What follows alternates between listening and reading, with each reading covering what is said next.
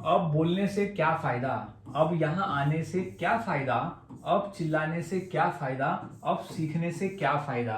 So welcome back to my channel guys, और आज का हमारा लेसन नंबर है 51। और आज के इस वीडियो में हम सीखने वाले हैं इस तरह के वाक्यों की इंग्लिश जहां कॉमन रहेगा कि क्या फायदा, यानी किसी कार्य को अब करने से क्या फायदा, जो कि अब देर हो गई है तो क्या फायदा किसी कार्य को करने से। तो अब बोलने से क्या फायदा, अब वहां जाने से क्या फायदा, अब तुम्हें बताने से क्या फायदा, यानी अब कोई मतलब नहीं है किसी काम को करने से। तो आज हम ऐसे ही वाक्य को इतनी आसानी से सीखेंगे कि इस तरह के वाक्य को इस क्लास को करने के बाद से आपके लिए आसान हो जाएगा रोजाना के बोलचाल में इंग्लिश में बोलना। सबसे पहले हम समझ लेते हैं फॉर्मूले को कि वो कौन सा फॉर्मूला है जिसके आधार पर आप आसानी से ऐसे वाक्य को बनाकर बोल सकते हो। तो सबसे पहले हम उस फॉर्मूले को अच्छी तरह से समझ लेते हैं कि एक्चुअल में वो फॉर्मूला है क्या।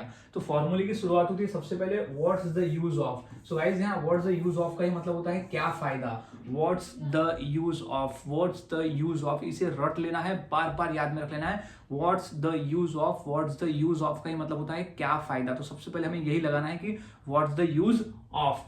अब क्या फायदा कौन से कार्य को करने से, तो वो हो जाएगा क्रिया में। तो ये हमारा हो जाएगा क्रिया जो सिचुएशन के हिसाब से बदलेगा क्रिया कि क्या फायदा, यानी कौन से कार्य को करने से अब क्या फायदा, वो क्रिया में आ जाएगा आईएनजी फॉर्म में, जो कि सिचुएशन के हिसाब से जब हमें जो कहना है वो हम कहेंगे क्रिया की जगह में आईएनजी फॉर्म में। ऑब्जेक्ट बचा हुआ भाग अब आता है नाउ। यहाँ नाउ का ही मतलब होता है अब यहाँ नाउ का ही मतलब होता है अब। तो नाउ भी यहाँ कॉमन रहेगा, हर वाक्य में आखिरी में मैं नाउ लगाना है क्योंकि इसी का मतलब होता है अब। तो हमारा जो कंप्लीट फॉर्मूला है, अब यहाँ क्वेश्चन मार्क, तो कंप्लीट फॉर्मूला है what's the use of plus be plus ING plus object plus now. तो ये कंप्लीट फॉर्मूला है, इसे रट लेना है, बिल्कुल याद में रख लेना है। What's the use of plus ING form क्रिया का प्लस ऑब्जेक्ट प्लस नाउ, यानी अब क्वेश्चन मार्क, क्योंकि हम पूछ रहे हैं कि अब क्या फायदा। तो अब हम फॉर्मूले को समझ लिए, अब फॉर्मूले के आधार पर वन बाय वन वाक्य को इंग्लिश में बनाना सीखते हैं ताकि हमारे लिए ऐसे वाक्य को आसान हो जाए बनाना और फिर से बोलना। तो है अब बोलने से क्या फायदा, अब बोलने से क्या फायदा। तो सबसे पहले हमारा फॉर्मूला कहता है कि what is the use of लगाना है, उसी का मतलब होता है क्या फायदा।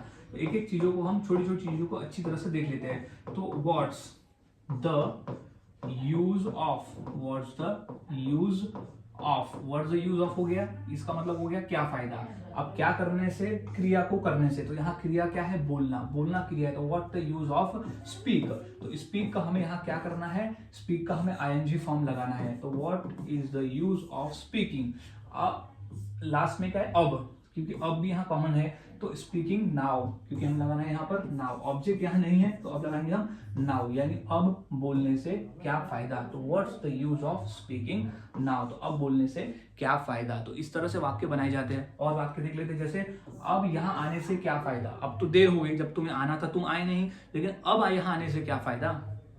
तो हो जाएगा, इसकी इंग्लिश हो जाएगी what's the use of, what's the use of यानी क्या फायदा। तो व्हाट्स द यूज ऑफ यानी क्या फायदा, क्या करने से, तो यहाँ आने से। तो आना को हम इंग्लिश में कहते हैं कम, लेकिन इसकी आईएनजी फॉर्म हो जाएगी coming. What's the use of coming here, यहाँ, हियर यानी यहाँ। अब लास्ट में है नाउ, क्योंकि नाउ का तो मतलब होता है अब। तो what is the use of coming here now, question mark. तो अब यहाँ आने से क्या फायदा। तो इस तरह से गाइस वाक्य को बनाया और बोला जाता है। कुछ और वाक्य देख लेते हैं। अब चिल्लाने से क्या फायदा, तो इसकी इंग्लिश हो जाएगी व्हाट्स द यूज ऑफ, चिल्लाना को इंग्लिश में कहते हैं शाउट, तो ये कहेंगे shouting. What the use of shouting now, यानी अब चिल्लाने से क्या फायदा। तो what is the use of shouting now. तो इस तरह से बोल सकते हैं। और ये भी हो सकते हैं कि अब चिंता करने से क्या फायदा, जो होना तो हो गया, अब चिंता करने से क्या फायदा। जब सीखने से क्या फायदा, तो सीखने से क्या फायदा को हम बोल सकते हैं व्हाट्स द यूज ऑफ, सीखना को इंग्लिश में कहते हैं लर्न कह सकते हैं। तो what the use of learning now, अब सीखने से क्या फायदा, जब सीखना था तुमने सीखा नहीं, तो अब सीखने से क्या फायदा। तो what's the use of learning now, अब सीखने से क्या फायदा। कुछ और वाक्य देख लेते हैं, जैसे अब रोने से क्या फायदा, जब तुमने कुछ काम करना था किया नहीं, अब उससे रोने से क्या फायदा। तो इसकी इंग्लिश हो जाएगी कि what's the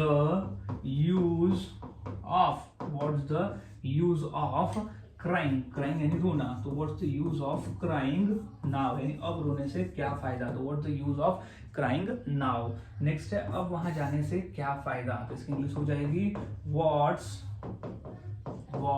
the use of, what's the use of वहां जाना, तो जाना को इंग्लिश में कहते हैं गोइंग, तो हो जाएगा गोइंग, ये हम लगाना है आईएनजी फॉर्म, तो गोइंग अब वहां जाने से, तो what the use of going वहां, तो देयर, यहां हमारा देयर हो जाएगा ऑब्जेक्ट, तो अब क्या हो जाएगा आखिरी में नाउ, तो what is the use of going there now, यानी वहां अब वहां जाने से क्या फायदा।